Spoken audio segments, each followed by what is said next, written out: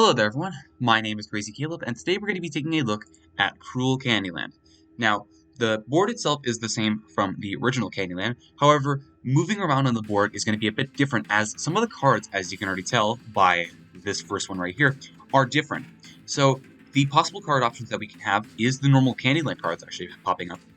Either the one or two colored squares. They're pretty obvious as they look the exact same from the previous deck. We can have an Uno card, a Cards Against Humanity, Codenames, a baseball card, a credit card, and finally, the power of Cardi B. So, in this case, the first one that we're going to be looking at is Cardi B. So, let's figure out what we're going to be moving based off of these rules. So, scrolling all the way down to the bottom, so we're going to find the image in the table to get the Candyland's card color. In this case, this corresponds to her having her hand sort of pointing towards her head, and it's on the left side. So in this case, that corresponds to yellow. And the reason why I say it's on the left side in this case is because the image has the potential of being flipped horizontally, which determines whether it has one square or two squares. So in this case, the card is not horizontally flipped. Her hand is not on the right side. So in this case, it's going to count one square. So what we're going to be moving in this case is we're going to move to the first yellow, and we're only going to move one square. So we're going to move two yellow, one square, which has a distance from us starting here of 1, 2. This is the first yellow we appear to, so we're going to move 2 spaces. And just like that, we're going to generate a new card. So now this is a credit card in this case. The way that you can tell is it has a little chip up here. It has a 12-digit pin here, and it is indeed sideways with a bomb name and a potential expiration date here. So let's take a look here. Actually, not a potential expiration date. It is an expiration date. It could be expired or not expired. But the story behind the credit card is, hey kiddo, John Wick is stuck in a room with a bomb, and to save him, you're going to have to use your credit card information. Would be that credit card you've got there has 12 digits, a date, and a month and a year format, and the name of the bank as well. The name of the bank is on the top right of the card, which is in the bottom right in this case on the module. So based on the name of the bank, you got to do some math on those 12 wacky numbers. So in this case, we're taking a look at Bomb Core. So Bomb Core, what we're going to be doing is for each digit, we're going to subtract that from 9. So we're going to have 9 minus whatever digit we have present here. So in this case, let's note down everything that we have here. So we have 998, 985, 146, and then 198. So from each of these digits, we're going to subtract each digit from 9. So 9 minus 9 is 0. 9 minus 9 is 0, so let's do that for all the 9s in this case. They all become 0. Then 9 minus 8 is going to be 1. 9 minus 8 is going to be 1. 9 minus 5 is going to be 4. 9 minus 1 is going to be 8. 9 minus 4 is going to be 5. 9 minus 6 is going to be 3. Then 9 minus 1 is going to be 8. Then 9 minus 9 is going to be 0. And then 9 minus 8 is going to be 1. And after we've done all that, we're going to add all these digits together and modulo this by 6 to get the color of Candyland card, with 0 becoming red, 1 becoming orange, continuing in rainbow order. Now, what exactly is rainbow order? Rainbow order is going to be red, orange, yellow, green, blue, and purple. And it also mentions this in the baseball card section, which in this case corresponds to this color wheel here. So red, orange, yellow, green, blue, purple. So it's very important that you know your rainbow order, but it does indeed mention it somewhere else in the manual, being red, orange, yellow, green, blue, purple in the baseball card section. So we're going to add all these guys together, pop out our handy-dandy calculator, and what we're going to do is we're going to add everything together. So we have 1 plus 1 plus 4 plus 8 plus 5 plus 3 plus 8 plus 1. Add it all together, moduloing this by 6. For those of you who aren't familiar with modulo by now at this point, we're simply just going to subtract 6 until it is lower than 6. Subtract 6 from the number until it's lower than 6, which in this case corresponds to 1. So in this case, 1, as we remember mentioning here, 0 is red, so it is 0 indexed in this case. So in this case, 1 will become orange in this case. So orange is going to be the card that we're going to be moving here. And now what we need to do is the math is done. We need to simply check the expiration date. If it has expired, then we're going to be moving 1 square. If the card has expired, the card should have 1 square. Otherwise, it should have 2. So this is determined by, it's determined before the date that the card was generated. So in this case, it is, the month is 07, which is, that should be July, and it is the year of 2030, which in this case, that is not yet to expire, because it is currently 2021. So in this case, the card is not expired, so in this case, we're going to be moving 2 spaces. So in this case, we're going to be moving 2 oranges from the first yellow that we were at before. So in this case, from this guy, how many spaces are we going to take to get to 2 oranges? Which we actually go quite a bit. So in this case, we go 1, 2, 3, 4 to our first orange, then 5, 6, 7, 8, 9, 10, 11, 12. 12 spaces to our second orange. So in this case, let's submit that into the module. All right, next up we have, this is a codenames, and the way that you can tell this is codenames is because it's sideways text and the bomb has, and it has a bomb icon right here. So let's take a look here. So for codenames, the card will have an anagrammed word on it, and where the first and last words are correct. So the first and last are guaranteed to be true. We're going to unscramble it, and there will be one clue that applies to it. And based on this clue, determine what the corresponding Candyland card is. So in this case, we have N and then something, something, something, and then N, or rather 4 question marks. And we need to figure out what we're looking at here. And we can actually use some of the clues to help us give a good idea. So we have maze, we have recursion, we have physics, we have colonization, we have unusual, we have board game, and we have retro, automation, magic, food, bombs, and jam. Where would I be without jam? So in this case, let's take a look here. So we can't have NT together, obviously, so that means that it's going to have to be a vowel in either of these, in either one of these guys. So, it's not that.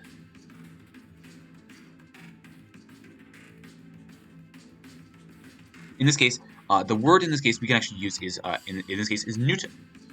And Newton, as you would expect, corresponds to physics, as he was the Isaac Newton in this case. So in this case, we're going to be moving 1 yellow, because this is the card that references it, and Newton corresponds to physics in some way, shape, or form. It's a clue.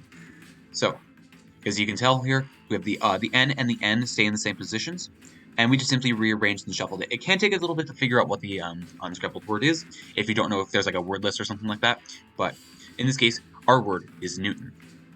So from the orange that we were currently at from down here before, we're going to move 1 yellow, which in this case is 2 spaces. Let's do 2. And just like that, our next card is an Uno card. It looks very similar to the way that the card design of Uno looks. Let me pop up Uno in this case, Uno card game. So for those of you who aren't familiar with Uno, these are the way that the cards look like. It looks similar to this. However, in this case, it will have a white background in this case compared to the way it looks right here. So Uno is pretty easy to distinct from the rest of the cards. All of these are actually pretty easy to distinct from one another. So looking at the Uno section, the card will have the number of from 0 to 9, a +2, or a skip in this case. The skip is the 0 with the slash through it. So depending on what's on the card, which in this case is a 2, we're going to take a look right here. We're going to find that corresponding Candyland card in the chart, which we have right here. Then what we're going to do is with this little list here, with this column here, we're going to move down a certain amount of rows to the color of the background, looping around if necessary. So in this case, we're going to move down a specific amount of spaces, which corresponds to the color, which in this case, red is our color in this case, which corresponds to the number of batteries. So in this case, the number of batteries wants us to move down, oh wow, quite a bit. So we want to move down 1, 2, 3, 4, 5 spaces. So from this current position, we want to move down 5 spaces. So 1, 2, 3, 4, 5. 5 will take us to the 7 in this case, and the 7 is 1 green square. So from this yellow position that we were at right here, down in the bottom position, we're going to move to the first green square that we get to. So in this case, that's going to be 1, 2, 3, 4 spaces. We're going to submit that into the module. And now, our next card that we're looking at is a baseball card, as you can tell by the person holding a bat in this case. So let's take a look here. So we have a baseball card, and the card has a player name on it and a picture with either a batter or a pitcher. And the batter is determined by holding the bat, and if they are pitcher, they are simply holding the ball. Pretty easy to distinguish from one another based off of the art present. In this case, let's take a look here. So we have Aaron in this case. Aaron in this case corresponds to this yellow position, so we're going to use the first name for this first column here, and the last name we're going to modify it in some way, shape, or form because of the initial color. So Mason in this case corresponds to 1 forward. Now, what exactly do we do with this 1 forward thing? So the first name determines the initial color, which we just did, in this case being yellow, and what we're going to do, and the last name moves the color forward or backward on this color wheel that we mentioned here. So in this case, we're currently in yellow right now on the color wheel chart, and we need to move the modifier 1 forward in this case, which will take us to green, and green will be the color that we're going to use here. So, and we can also just simply use it here, so yellow, moving 1 forward in the chart is going to be green. And now what we must do is, we must determine how many squares we're going to be moving here. So squares, if they are holding the bat, or the batter in this case, they're going to be moving 1 square. If they are the pitcher, they're going to do 2 squares. So in this case, since we're looking at a batter, it's going to be 1 square. So in this case, we're going to move green 1 square from this green that we had before, which in this case corresponds to 2 spaces. And next up, we're simply actually taking a look at just a Candyland card. So in this case, from this green, we simply need to move 1 yellow, so 1, 2, 3 spaces. Next up, we're taking a look at Modules Against Humanity, or simply Cards Against Humanity in this case. So let's go down here.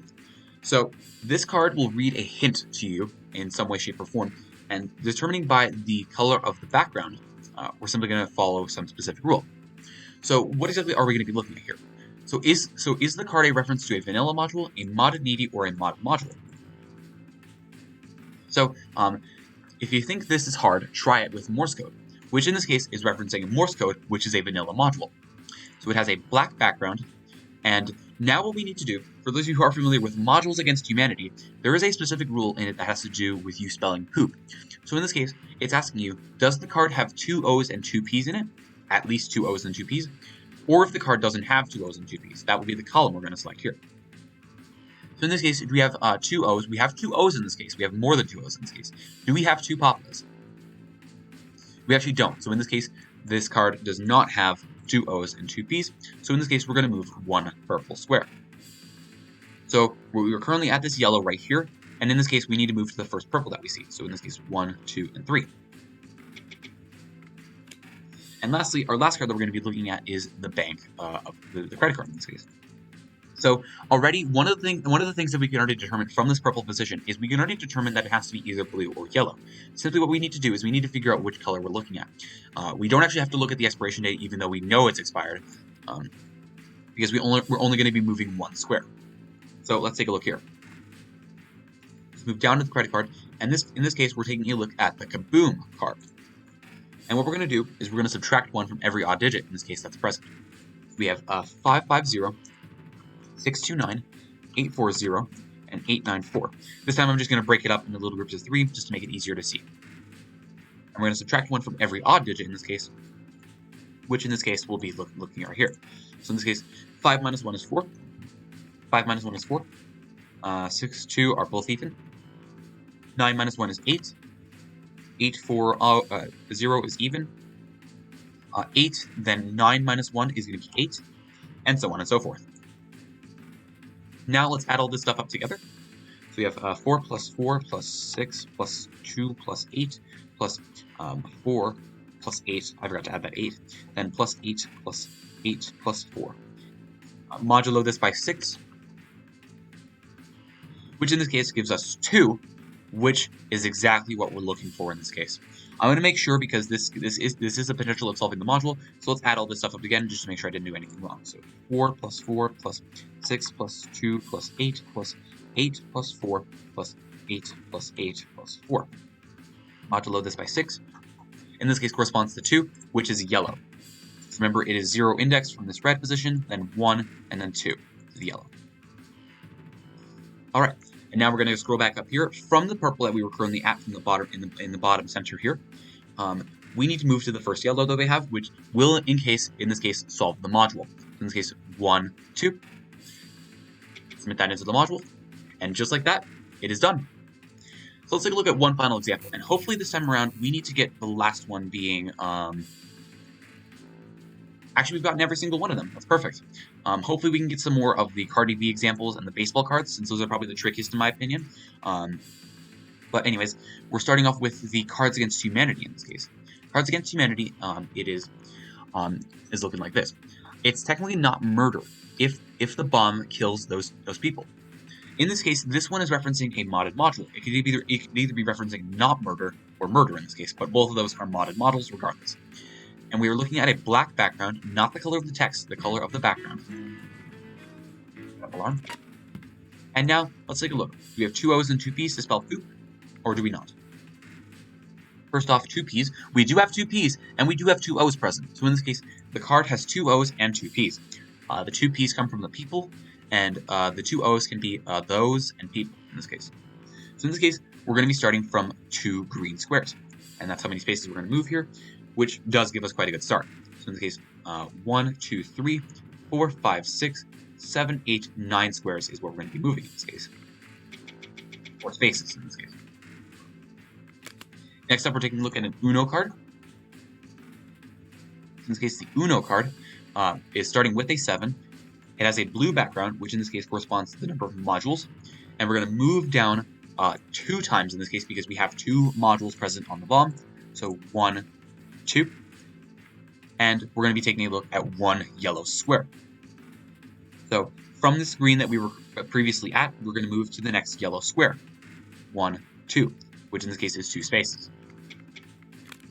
And next up, we're looking at the one and only Cardi B. So in this case, taking a look here, this corresponds to yellow. This image corresponds to yellow. However you want to describe it, these symbols are pretty distinct from one another. She's looking off to the right, she's looking off to the left. Some of her facial expressions, for example, whether she has her mouth open or not, are pretty easy to distinct from one another. In this case, this one is not horizontally flipped. It is the exact same as the image on the manual. And we're simply going to be moving this card 1 space for yellow. So moving back up here, we're currently at this yellow in the bottom right, and we're going to be moving to the next yellow that we're at. So 1, 2, 3, 4, 5. And it's always important to remember that when you strike, you go back to the starting square as you normally would with the original KTANE. So in this case, we're going to submit 5 spaces into the module that you go over to get to the next yellow. Next up, we're taking a look at just Candyland. In this case, Candyland is corresponding to 1 purple from where we're at. So we're going to move 1, 2 spaces. So we're going to move 2 spaces from that yellow to get to the next purple. Next up, we're taking a look at Uno again. Uno, in this case, corresponds to 3, and it's green. And we're going to move down by the number of ports in this case. So the number of ports present on here is actually 0, so we're not going to be modifying this at all. And we're going to be moving 2 red squares. So from this purple, we're going to move to the second red square that we come to. So in this case, 1, 2, 3, 4, 5, 6. 6 is our first red square. Then 7, 8, and 9 is our second red square. And that's what we're going to submit to the module. Then next up, we're back to the infamous Cardi B, which is the exact same image as before. So in this case, we're taking a look at yellow. It is not horizontally flipped. In this case, so that means we're going to move 1 square. And this, if I'm correct, should indeed solve the module, the yellow being the last square in the center of the grid here. So in this case, 1, 2, 3. So 3 squares is what we're going to be hopping, and this should solve the module. And just like that, it's done. As always, thank you guys for watching. Remember to stay crazy, stay cool, and I'll see you guys in the next one. Bye-bye.